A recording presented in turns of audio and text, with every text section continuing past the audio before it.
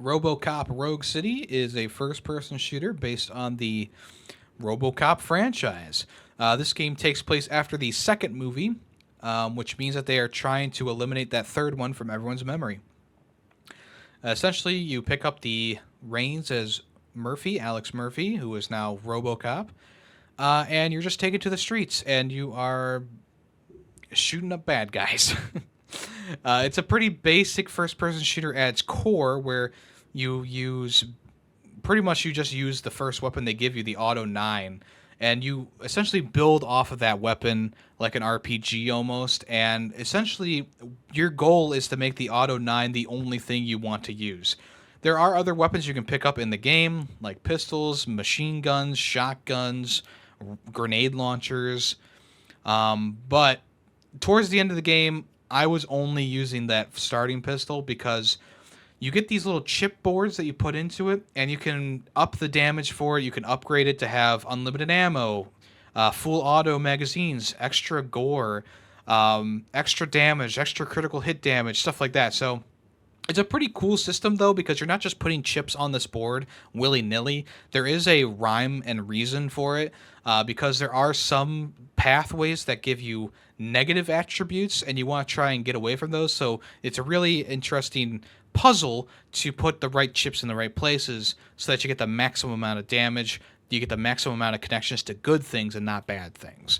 And at the end of the game, as other people know, I was able to get an unlimited ammo, full auto, high damage pistol, and that's essentially what I used for the rest of the game. It took down bosses really easily. It took down enemies really easily. It was pretty much just all cannon fodder in front of me for the final the final 25% of the game. Which is unfortunate a little bit because it does take the strategy out of the game. They do give you a skill tree to upgrade, and you can get like these little moves and stuff like that, like a dash move, a shield move, and a slow-mo move, but I ended up not really using those towards the end because my gun was just so good I didn't really need to use anything else. Unlike in the movie, Robocop is not like super invincible in this game. Like, yeah, he can take a ton of bullets, but you do need to pick up health and upgrade your health and stuff like that. There are these little terminals you can plug into and give you boosts of health if you want to. That is a part of an upgrade tree, though. Um, but essentially, I mean, the main game is walking around Detroit or in some semi-open world areas and just being a police officer, writing up tickets for people who park in front of fire hydrants, all the way to saving kittens from burning buildings. You're doing a lot of different stuff as RoboCop in these open world sections, and there's some things hidden around, as of course, but for the most part, you're going to be going into a house, shooting up some bad guys, and saving a hostage or doing whatever, and then leaving. And of course, there is like a main overall overarching story. There's this new guy in town who is somehow related to a guy from the first RoboCop movie. And essentially you're hunting him down because he's stirring up trouble in the city.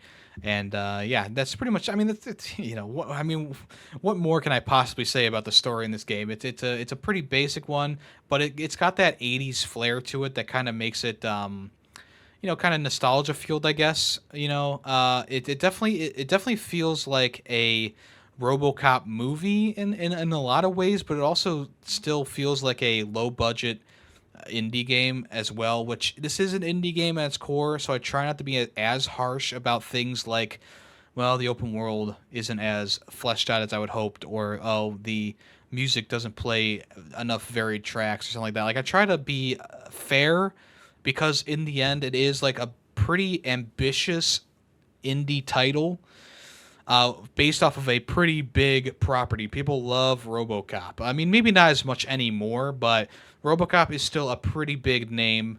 And I mean that first movie, I haven't watched it in a while, but I do remember that first movie holding up pretty well. So it's definitely one of those movies that, or one of those IPs that, it doesn't always get the shine it deserves, but it definitely deserves some shine. I think that this game, it does touch on a lot of the things that makes RoboCop a great movie. The big bombastic action set pieces. Shooting with this Auto 9. Obviously, it's a very iconic weapon. And blasting enemies' heads off or shooting them in the dick and having them, crouch over and die. You can grab them and throw them, and it's like an insta kill move. And you can obviously you have like the little targeting thing that pops up on the screen that highlights enemies when you aim in, which is a RoboCop thing as well, a movie thing as well. And what all ties it together is the fact that the person who plays Alex Murphy in RoboCop in the movies, he came back to voice the character. So it's really got that authentic RoboCop voice and that authentic RoboCop feel to your character. Because RoboCop, I mean, he's an '80s practical effect robo guy. And you walk around kind of clunkily. You can't really run.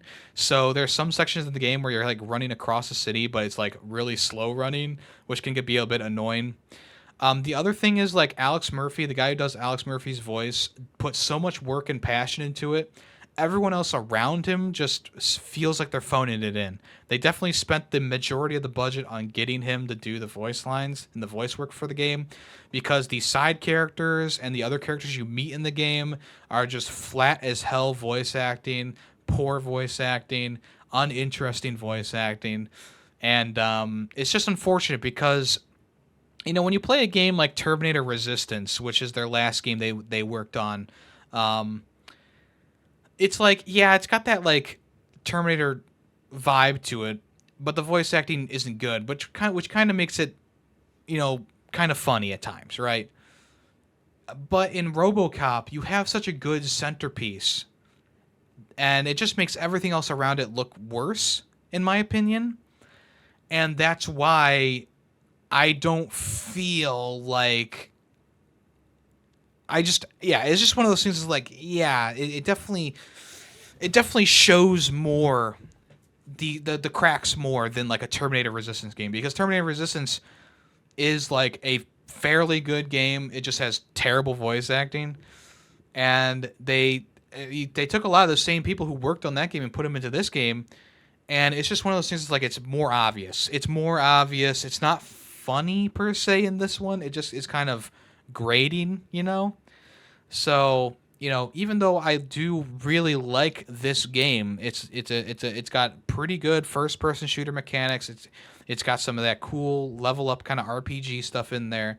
It definitely has a nice story to it that definitely builds and builds until the end. And there's a few good boss fights in there. I would say really only the final boss fight and maybe the first time you fight one of the first boss fights are pretty good, but the rest are just kind of like, yeah, it's still one of those. It's one of those things. It's like I want to like this game more, but I just can't get there personally. I feel like it's so close to being over that mark, being something that I could totally recommend to people, but unfortunately, it's just not quite there. And I think if they had, I mean. Look, I think that the stuff they did for this Detroit city, it's good. Like the graphics are nice, and you can really feel that thick atmosphere. But it's one of those things. It's like the world doesn't really like it feels lived in, but the characters inhabiting the area just don't feel right. They just don't seem right. And I think that's the main thing that kind of brings the game down a little bit. Is like it's just it really wants to be authentic, but it really isn't too authentic. And I do feel like the game maybe needed a couple more weeks in the oven. There are some graphical glitches that happened to me in like the third or fourth area where you go back to Detroit. Like all the puddles and all the cars had like this glistening glow on them that was like very pixelated. And I was like, wow, this is almost unplayable. Luckily, I didn't have to spend too much time in that area, but it was one of those things that was like, oh wow, that is yeah, that's not too good. And I will say that there were graphical glitches throughout the entire game, but for the most part, the game just kind of looks a baseline good. It kind of reminds me of like a PS3 era type game, which I know could be a diss on it, but I think it's not a bad thing per se. You know, like that Xbox 360 grit is kind of maybe a little bit nostalgic for me. So it's not like a terrible thing. I think it does give off the vibes of like 80s movie, so it's not like super terrible. But yeah, it's just one of those things. It's like, yeah, I do wish that maybe there was a bit more time put into this game. Maybe they released it a little bit too early because there are definitely some things they could touched up in the game. And another thing that I want to mention, going back to the voice acting, and I'm sorry, this is kind of all over the place, but there's a character called Soot in the game who's like the first main villain you fight. And he has the same voice actor as Random Thug number 3. And they put Random Thug number 3 and Soot into the same cutscenes constantly. So Soot will be talking, and then another guy will come in and talk, and it's supposed to be him talking, Thug number 3. But he sounds exactly the same as Soot. And it's like, why did we do this? Could we not get another person to voice this Soot character who is different from the other ones? I don't get it. I do want to say, though, the soundtrack is pretty good when it's playing. There are some moments in the game when there's just like no noise happening and it's kind of awkward. But when the soundtrack is playing, it's pretty good. There's one song in particular that gets played a couple times. It's like Soot's song or whatever. And that's pretty good. It definitely feels like a authentic, neo 80s kind of rock song, punk song. And then also they do a remix of the RoboCop theme song, which is not like, Skrillex or something like that, but it's a pretty good remix. It's like one of those bombastic epic versions of songs. It's pretty good. They also bring back the original one a couple times too, just to beat the nostalgia into you, I guess. But yeah, I really don't have anything else to say about the game. I think that in general, it's good. If you get it on sale, that's going to be your best choice. I would not want to recommend paying full price for the same, especially on the PlayStation and Xbox, where it's like $20 more than the PC version for whatever reason. Because the PC version was like $40, and the PlayStation version and the Xbox version are like $60. It doesn't really make sense to me why there's such a big price difference there, but hey, whatever. If you're a trophy hunter, it's a pretty straightforward platinum trophy. If you want to check that out, that is completely up to you. In terms of games that have come out this year from indie developers that are a bit too ambitious, this one is definitely on the higher end of it. It's close to that ambitious that they wanted, but it's not quite totally there. And in a year where we had just shit games come out that were just garbage dumpster tier that you would see in like a bargain bin in like the Wii days, like those Wii games that were just piled into bargain bins for like $5. This one is definitely not in that bargain bin. It's definitely out of that bargain bin, but it still has that bargain bin quality to it at times, which is unfortunate because I was really hoping that the experience was going to be as good as I was hoping or expected. It was still a good experience, but not something that I would completely recommend to everyone. If you love first-person shooters, it definitely is a good one. Like the controls feel good, the shooting feels good, the sound effects are great.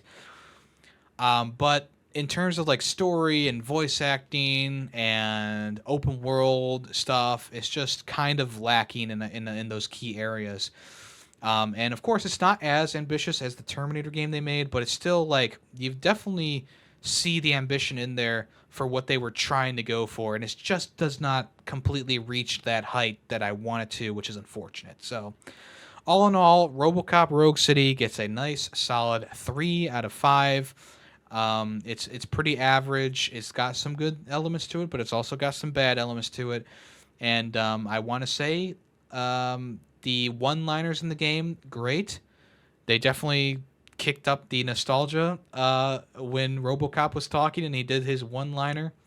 Or yeah, he does a lot of one-liners, but yeah, there's a lot of good lines in there. It's just I wish that the other voice acting around Alex Murphy was also good. Yeah. So yeah, 3 out of 5. If you want to check it out, make sure you do. If you enjoyed this review, please make sure to leave it a like. And if you want to comment, I would appreciate that as well. You can check out the full podcast episode on my YouTube channel. I will link it down in the description below if you want to check out the full podcast episode. All right, thank you for listening to the final review.